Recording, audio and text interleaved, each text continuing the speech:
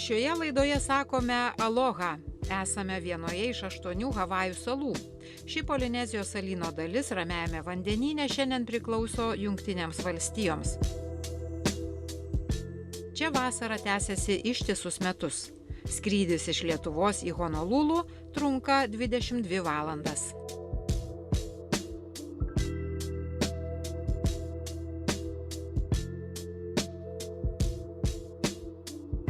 Elena Bradūnaitė Aglinskienė savo Havajų namuose. Čia yra tikrai oras puikus, gamta graži, nepamainoma. Katinėlį prisistatyk. Rainius mūsų, bet mes jį Nahalu vadinam, nes jis visai mandagumo taisyklių nelabai seka. Nahalas, kadangi jis labai kita katytė yra ir jis labai nahališkai ją valdo, iš jos maistą atima, žodžiu, toks begėdis. Mano antra pusė priesaga, kaip aš vadinu lietuviškai, Audrius Aglinskas. Vyras. Gerai, einam dabar į vidų. Čia dabar bus truputį velniava, nes apkrauta. O dabar aš čia užsidegu, nes tamsoka. Mes bandom laikyti tamsiai, kad nieks nenubluktų. Jeigu saulė į kambarius labai eina, viskas nublunka. Čia mūsų lietuvių kultūros centras. Kai būna mokyklėlė susirenka, arba lietuvių vasario 16, arba kūčias darom, arba margučius marginam. Žodžiu, visas mūsų kultūrinė veikla lietuvių bendruomenės vyksta mūsų pastogiai. Kodėl šitą namelį pirkom? Į vidų aš nežiūrėjau, išėjau čia, dirstelėjau ir sakau, Audriau, čia bus mūsų amžini namai. Nereiks nei numirti, nei į rojų kraustytis, atsisėdi ir gali žiūrėti ir nuduot, kad rojui. Tėvelio brolis čia kokią 10 metų pas mus gyveno, tai jis ir sakydavo, nieko daugiau nereikia. O geriausia, kad Havajuose nereikia kojinių užsidėti. Vyresnių amžiaus žmogui labai sunku, o čia nei kojinių, nei rengtis, kaip atsikeli gali iš ryto ir pusnuogis išeiti į lauką ir visai tiksi. O čia va kalnas paviršiui, mato ten visai viršūnė toks kaip nugarėlį kalno. Tai ten pėsčiom, tokiom kopiečiom galėjau užlipti iki pat, va jau kur viršūniai debesėliuose. Naktį dar žiūrim kartais švieselės tokios laipioja, ant kaktos turbūt įsidėję. Aš pavadinu šitą vietelę mano tremtis rojuje, nes tremtis aš tikrai per toli nuo Lietuvos, per toli nuo giminių, nuo draugų. Čia atvažiuoti nepigu ir žmonės ne visi gali. Tai taip, kad tikrai jau laikyti ryšį, ačiū Dievui, elektronika atsirado, o pirmus kelis metus, 10 metų labai sunku buvo. Tremtis rojuje vis tiek tremtis, todėl išeivijos poeto Kazio Bradūno dukra Elena čia turi misiją. Esame Havajų sostinėje Honolulu ir pataikėme į karališką gimtadienį, kuris minimas vietinio karaliaus Kamehamehos garbei. O mes ieškosime dar vienos karališkos personos. Tai būtų galima ją pavadinti lietuvaitės Bronės Jameikienės, nužengusios nuo žurnalų viršelių, kuri yra žinoma pasaulyje, tik ne Lietuvoje. Jos palikimą Havajuose saugo antropologė Elena Bradūnaitė. Gal pirmiausia susipažinkim su pačia Bronė Jameikienė. Aš ją prižiūrėjau senatvėje ir įprašė nieko neišmest. Tai pas mane atsirado jos archyvas. Ir čia mes peržiūrėsim daug ką. Aš pirmiausia noriu jums parodyti jos nuotraukas. Va, susigadino viskas per lietų, bet ačiū Dievui ne veidas, o apačia. Va, prie savo staklių. Čia, ko gero, Freiburge, Vokietijoje. Tai va, jūs čia mato dabar, kaip atrodė mūsų Bronė. Kokių 30 gal metų mano mama ir tėvelis pasakojo, kad buvo pati gražiausia studentė. Freiburge, Vokietijoje karo pabėgėlių stovykloje Bronė studijavo tekstilę. Prieš pat Antrąjį pasaulinį karą Bronė ištekėjo už karininko, žurnalisto ir skautų vado Stasio Jameikio. Tada ateina bolševikai, o jis buvo pulkininkas ar kariuomenėje Lietuvoje jau karininkas. Suima visus tuos karininkus, išveža visus ir visiems pasakyta, kad kaip Lenkus visą tą karininkų jau gvardiją sušaudė. O Bronė vis sakydavo, kad jie jaučia, kad ne, kad jis likęs gyvas. Ta kartą Bronė ruošėsi šventį ir vilkėjo tautiniais rūbais. 1940-ieji sovietai užklupo nepasiruošusius. Visa grupė jaunuolių bėgdami ugniagesių vežimu kirto Vokietijos sieną. Pabėgėlių stovykloje Bronė susidomi tekstile, mokosi Freiburgo aukštojoje meno mokykloje, audimo pas Tamošaitį, o dailės pas Valešką, pas kurį Čikagoje meno institute studijavo vitražą. Vėliau pradėjo kurti ir pati, atradusi skaldyto vitražo grožį. Likusią gyvenimo dalį Bronė praleido Havajuose. Tų laikų moteriai taip užsispirt, kad vis dėlto kažko siekt. Labai tuo metu sunkoka buvo, 50-60 metis Amerikoje da labai keistas. Ir tada nutarė važiuoti į Havajus, nes susidomė Azijos menu. Parašo visą disertaciją apie Būdos įvaizdis Indijoje. Ir lieka, kaip jis sakė, jeigu aš būčiau su vyru, nežinau, ar aš būčiau galėjusi viso to atlikti, jeigu šeimą būčiau sukūrus. Bet 72-3 tam dešimtmetį gauna laišką iš Lietuvos tos Stasio sesuo, kad Stasys gyvas ir grįžta iš Sibiro. Niekam niekad nebuvo rašę, visi jau Lietuvoje jį buvo peržegnoję, kad jo nėra. O ji nuvyko, susitiko. Ir tada jis jai pasakė, kad jis jau vedęs, Marytę vedęs. Ji prašo susipažinti su Maryte, ateina, susipažįsta ir visi trys nueina pas Vasiliauską. Klebonas tada, jis buvo jau grįžęs Vilniuje ir klausė, ką daryti. O jis sako, tarp jūsų vis dėlto didelė stipri meilė, aš visas tas jūsų 3 meilės palaiminsiu, labai retas, kaip mormono šventikas sako, ir tu, Bronė, negali likti. Tai sako, tu grįžk į savo Havajus, nešiok tą pavardę ir jo meilę širdyje. Lietuva, Sibiras, Vokietija, Čikaga ir Havajuose. Visą pusę pasaulio aprėpė, beveik visą pasaulį.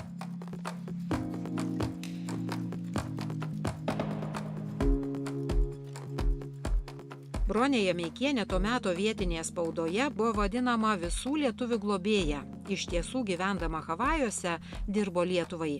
Jos dėka iš Pietų Afrikos Respublikos į tėvynę sugrįžo pasaulyje garsaus, bet Lietuvoje taip pat nežinomo dailininko Prano Domšaičio paveikslai. Mirus Domšaičiui, jo žmona Adelaidė su Domšaičio palikimu atvyko į Havajus. Ir čia atvažiuoja jie su visom dėžėm Domšaičių paveikslais, Bronė su Adelaidė, kaip lietuvis lietuvį, tuoj pats apsiuostom žinom kur kas, kad tas menas nebūtų išbarstytas, neparduotas vienam kitam, kad keliautų į Lietuvą, kai bus laisva, nes čia da toli gražu Lietuva nelaisva, 70 kažkada. Nu tai tada atsiranda fondas, Bronė rašo Lietuvių fondui, kad prašau, bandykit rasti. Jo ir Valešką prašo kaip dailininką, kad įvertintų, papasakotų, kas tas Domšaitis buvo ir panašiai, nes lietuviai ne visi net žinojo, čia išeivijoje. Vokietijoje jis su lietuviais ir jo buvo vokiška pavardė Domšait, bet jis pakeitė tą Domšaitis. Lietuvių fondui rašo dailininkui per dailininką Valešką, gerbėmieji. Kalbu be pykčio, be kartėlių, tik didžiai liūdesio prislėgta, praleidom progą, praleisdami progą, kuri nebepasikartos, įamžinti Praną Domšaitį lietuvių dailės istorijoje. Ir su laiku įtikino, kad žmonės susiimkit.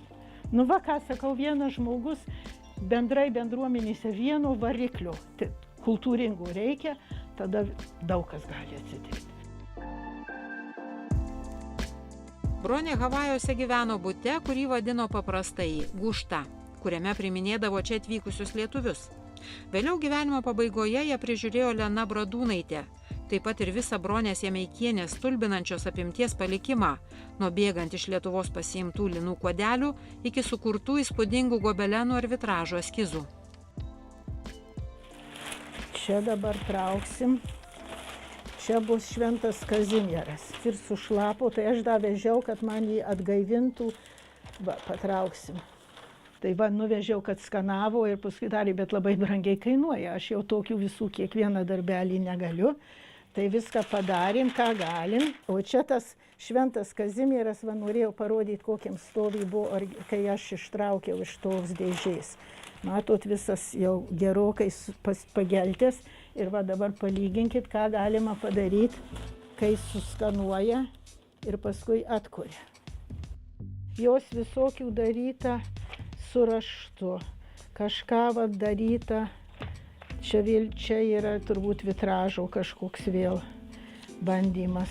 Va to pačio, matot, kiek daryta tokia kaip litografijas beveik spausdino. Paskui turi tokių kažkokių daryti. Va visokie lapukai, kas čia turėjo būti, nežinau, sunku pasakyti, ką jie čia planavo. Bet va tokie visi pas mane likę. Ir ji pati laikė, tai aš taip spėju, kad jai buvo svarbu išlaikyti. Čia lietuviški rašto panaudojimas ar megztukuose, ar tekstilėje. Daug dirbo ir su teatru Čikagoje, ji pavyzdžiui Lietuvos baletui ir operom darė ir rūbus, ir scenografiją visą.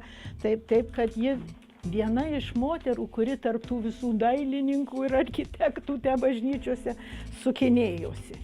Va, kitas. Aš spėju, kad čia gal daryta Freiburge, kai tą tautinį rūbą jie visi studijavo ir kaip ką daryti su raštu. Dabar galėtų puikiausiai dėti lietuviai dar ir nuneštų. Ji vis sakydavo, lietuviai turėtų dar geologinius tuos, kur būdavo iškasenos, kur būna čia uždėta tokį plokščią, o paskui čia kabo papuošalai. Ne nuo ausų, o čia. Sako, tokį lietuviai nusivežtų į Prancūzijos madų parodą. Sako, patys neįvertinam, ką turim. Galim Statkevičiui Juozui vežti ir žiūrėk, Juozuli, ką gali padaryti. Tai va, matot kiek. Ir megztukai, ir raštas, ir spalvos, kaip ką. Reiškia, aiškiai tekstilė ir tas visas darbas, rankų darbas, jai buvo svarbu, va, prašau, vyriškas megztukas. Taip kaip varnelių beveik tie, kur opsai, popsai visi. Va, kažkokios irgi įdomios spalvos. Ką jie čia darė, irgi sunku pasakyti. Šventą Kazimierą gali nunešti. Žiūrėsim, kas po juo. Kadangi ji buvo gan religinga moteris, aš nežinau, kiek tikrai apeigos ar ką, bet ji kaip mena, krikščionybės visą tą istoriją ir eigą ir viską, vien kaip menininkė labai vertinu. Ir ji, pavyzdžiui, aš nežinau, ar ji šituos kam siūlė, ar kas darė, irgi man klaustukas. Arnotas bažnyčių kunigėlių, čia kelis tokius jis sukombinavus. Lietuvių parapijose visi kunigai turėjo labai gražius tuos arnotus. Ir dažniausiai lietuvės moterėlės davatkos, visi Lietuvoje vadina, bet tos, kur puošia altorių, kur tada prižiūri, kad būtų išprosyti visi rūbai. Tai jų va tas ir buvo. Dabar pavyzdžiui va čia. Irgi pažiūrėkit, koks gražus darbas. Ant aksomų įsiuvinėtas vitražas ant aksomų. Da, aš tokio tai niekur neužtikus. Matot, iš kitos pusės kaip rankom. Čia viskas rankom padaryta. Kur tau tokį darbą, kas atliktų, tėvai? Jau turi labai ir siūlą, ir medžiagą mylėti. Pakeliu, nelengvas, užkelsim. Čia gal reiks ir pagalbos, na, užkeliu. Va, matai, da čia jos bronė Aleksandra Jamaikienė. Čikagoje šitas lagaminas, tai čia ne iš Vokietijos. Šito da aš pati netidarius. Va. Lithuanian folk art. Va. Linų kuodelis iš Lietuvos. Į Ameriką atvežtas Teklės Balčaitienės iš Klovainių miestelio Pakruojaus Valsčių Šiaulių apskrities 1905 metų. Reiškia, ji pati rinko iš tų senų lietuvių, kur važiavo pirmoji emigrantų karta, ką jie vežėsi. Linų kuodelį. Va, lietuviškų pirštinių pavyzdžiai. Čia kiklikas, matot? Ir va, drobės pamušalas prisiūtas, ko gero viskas rankų darbas, kiekviena saktelė prisiūta, rankšluosčiai. Va, čia ko gero da gali būti Pensilvanijos lietuvių, tų senų lietuvių daryti. Čia man daugiau va, tas visas mezginukas primena tą, ką aš matydavau Pensilvanijoje. Prisiminimui. Tai čia jau gali būti, kad jie kai ką ir iš Lietuvos parsivežė. Bet šitie rankšluosčiai, galiu pasakyti, nes iš mano tyrimų Pensilvanijoje, Sako, kai lietuvaitė išvažiuodavo jau pas brolį, ar jau šipkartę gavus, pirmoji ta banga, motinos dažnai duodavo rankšluostį dukrai, kad jos išausta dar, tu vežkis ir čia bus lyg mūsų takas viens pas kitą. Ir per kūčias pasikabink, kad vėlės šeimos žinotų, kur ateit. Tai va šitam iš Stacytės ir Verutės, iš kur jį gavus, net parašius. Tai va. Šitas lengvesnis, vėl su jos inicialais. Va, čia ko gero yra irgi kai kas gal, va vėl su užrašai, iš Reginos Macijauskienės. Čia visa Vilnos atrodo, graži, tokia oranžinės retai matosi kartais. Va, čia koks gražus, žiūrėkit, išsiuvinėkit, dabar merginos turėkim tiek kantrybės. Va, ko moderniam pasauly sulėtint gyvenimo tekmę, pradėk siuvinėti. Havajuose laikas, kaip užkerėtoj pasakoj, nejauti, kad jis teka. Tau ar kas atsitiko prieš savaitę, prieš mėnesį, prieš metus, visi tie patys lapai, nieks nesikeičia gamtoj, rūbai nesikeičia, gyveni kaip gyvenęs ir visko užtenka. Nu va. O dabar galime eiti į šį kambarį. Va, čia kodėl pas mane, kai atvažiuoja, visi sako, čia kaip į lietuvių muziejų. Bet mes tą Amerikoje išmokom. Mes išmokom dėti lietuviškus daiktus į savo kambarius, į namus. Ateina amerikiečiai, mes tada diplomatai. Viską aiškinam apie Lietuvą, istoriją išeina viskas. Čia buvo mūsų kartos užduotis. Va, Tamošaitienės Eglė Žalčių karalienė. Jau čia pas mane ateina, aš tuoj vaikam, kokiem amerikoniukam, net ir tai mūsų šeštadieniniai mokyklėliai, aiškinu pasaką.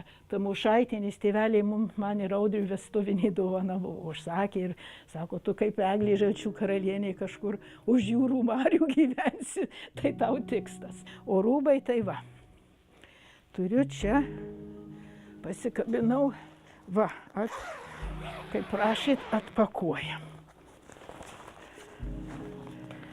Prašau, panelės. Sijonas ir žiurstas, o čia kiklikas ir bliuska. Jeigu 45, 4, 6, 7 austas, taip skaičiuojam, kiek išeina. Ji pati šitą audė ir ji pati šitą pasižiūrėkit tuose nuotraukose. Čia tas pat kostiumas. Ir Veleška yra padaręs jos portretą, kur Lietuvoje kabo dailės muziejui. Buvo paroda, kai ten ir aš ėjau žiūrau, Bronės portretas su šituo kostiumu. Graži, aukšta, labai gražūs plaukai, įspūdingai atrodė. Ta nuotrauka daryta Vokietijoje, tų dipukų stovyklose. Ten lietuviam buvo labai svarbu pasirodyti amerikiečiam, prancūzam, kad jie kultūringi, kad jie šoka, kad jie teatrus turi, rašytojų, literatūros vakarus. Ir amerikiečiai tikrai radau Kongreso bibliotekoje prašyta. Lietuviai, Latvijai, Estai nebus Amerikai bėda, labai gerai organizuoti. Ir tada jie leido knygas Vokietijoje, kad tą Lietuvą pristatyti amerikiečiam. Bronė pirmutinė čia stovi, ta pati nuotrauka. Panaudota, prašau. Čia Bronė ant knygos viršelių. Pasižiūrėkit. Tos pačios sagtys, viskas čia tas pat. Lietuviai jau stovyklose jautėsi, ką reiškia public relations, ką reiškia visuomeniškai prisistatyti, atkreipdėmėsi. Nieks į tave nežiūrės, jei tu pats neprisistatysi. Jau jie tą labai greit suprato. Tie amerikiečiai kariuomenės rašė, kad Lenkai per daug pešasi tarpusavį, žydai atsisakė net tose stovyklose būti prie baltų, nes jiems viskas įtartina. Nu, žodžiu, ten ta istorija irgi 5 metų buvimas stovyklose. Čia buvo ir pagrindas, gali sakyti, visai išeivijai. Taip, kai būtų išrašyta, ką jums reiks daryti. Dramos būrelių, šokių grupės, chorai, rašytojai vieni kitiem premijas skirsto, dailininkai dirba, kad irgi galėtų ir Amerikoje visuos namuos, kur tu eitum, visada rasi lietuvių originalų meną, originalių tų dailininkų. Viskas veikė be jokių kultūros ministerijų. Savanoriaudami ir tie, kur galėjo išgalį, turėjo su pinigais padėjo. Vaikam mokyklos visos veikia dipukų stovyklose. Amerikonai sako, kaip mes neturim nieko popierų, kur jie gauna tą... Lietuviai gaudavo siuntinėlius iš Amerikos, nailoninis kojinės, šokoladas, cigaretės. Tuoj pat išdalina, tuoj pat ir popieris atsiranda, ir dailininkame dažai, ir ko tik reikia. Labai greit mokėjo lietuviai kombinuoti.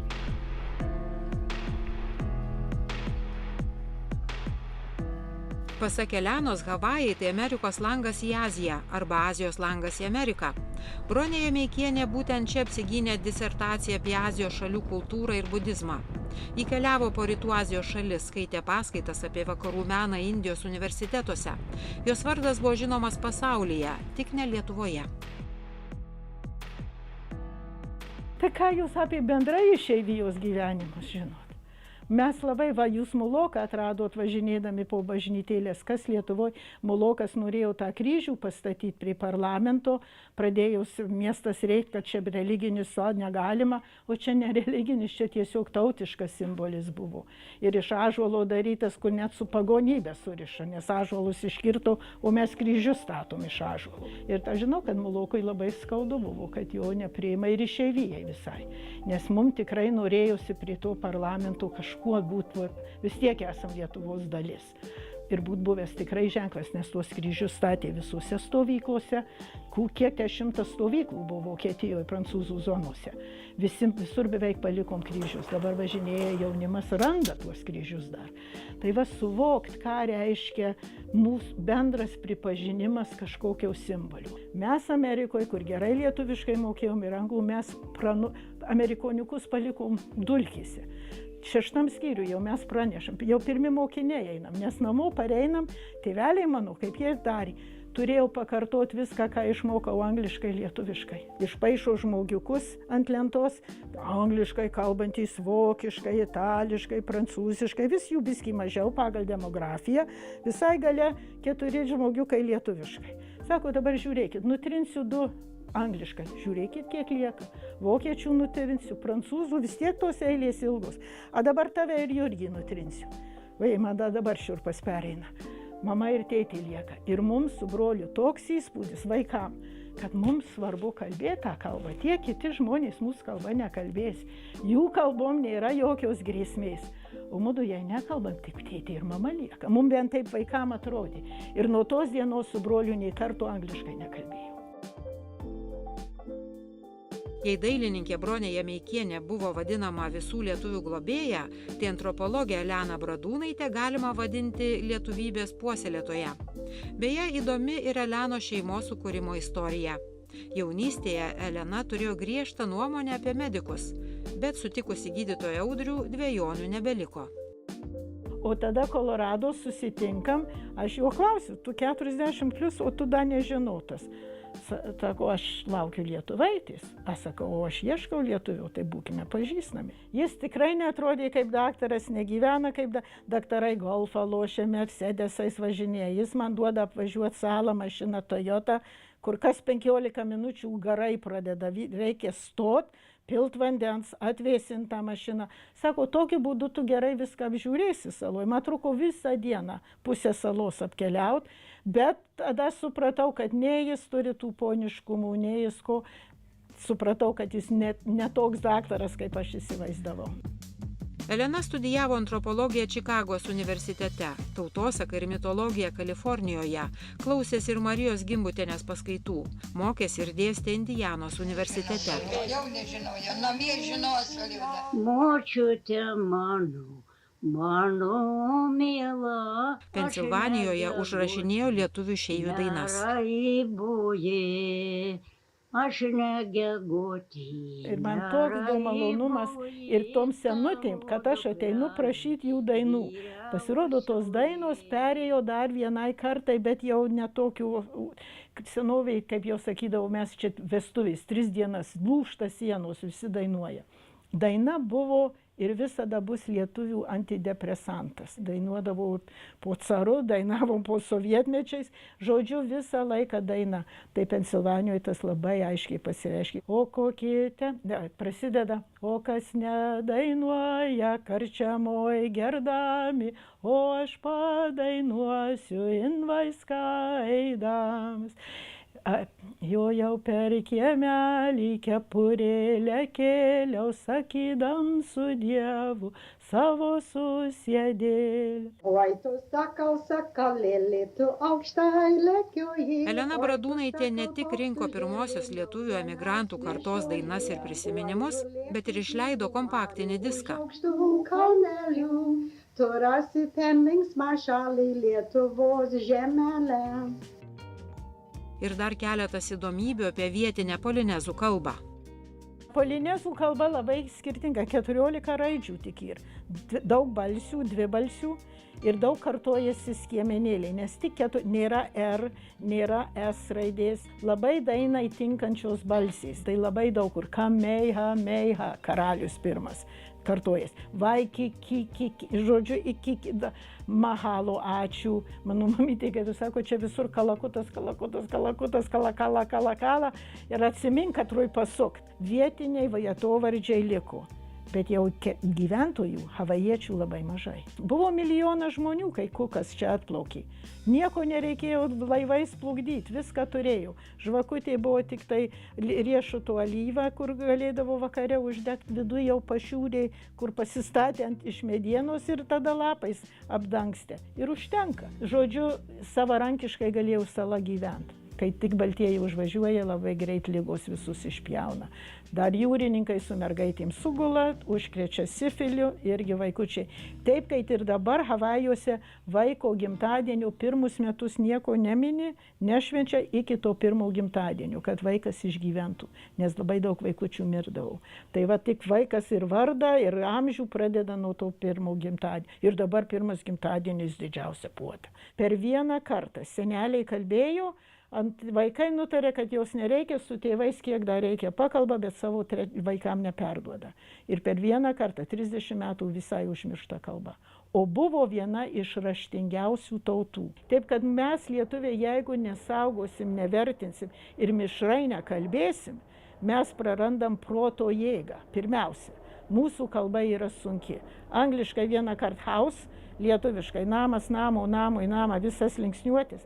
Kiek čia švieselių sinopsų turi užsidegti ir tą sintaksį, tą atsakinį išdėlioti. Angliškai veiksnys, tarinys, viskas aišku. Lietuvių tu turi labai daug galvot, ką tu ten lipdai tam sakinį. Čia mums išeivijoje mums buvo proto jėga. Tikrai proto jėga buvo. O čia mūsų jau gražiai paaugus vaiva, čia turbūt kokiam, jau gal 7 skyriui ar kiek. Mes labai nueidavom vis nusifotografuoti kalėdom, kad žmonėm nusiūs, kaip mes čia toli atrodom.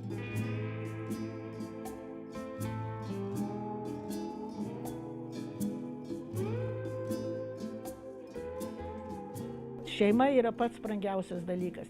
Ir taip, kad tu vaiką pasigimdai, tau jau pas tave 4 ar kiek negali, tai tu tą vieną duodi tetai, broliui, sesai ir jie vadina net Ohana, didžioji mūsų šeima. Ir kaip pavyzdžiui, šeštadienį, sekmadienį nuvažiuoja ant pliažo, ten visi ir seneliai, mažiukai ir visokio amžiaus, viens gitarą groja, močiutė gerokai stamboka tokia, nes grožis yra stambumas. Havajuose šoka hula. Ir į grožį žiūri ne taip, kas turi tau likti amžinai, bet tuo momentu. Vainiką tau uždeda pasipuošti ir jis tau tuoj pat nuvys kitą dieną. Bet tas momentas, kad tau namą dažyk 100 kartų, ta druska viską išeis. Tai kam čia ir dažyti? Žodžiu, nėra to noro pasirodyti prabangumu ar ką nors tokio, visai kitas požiūris.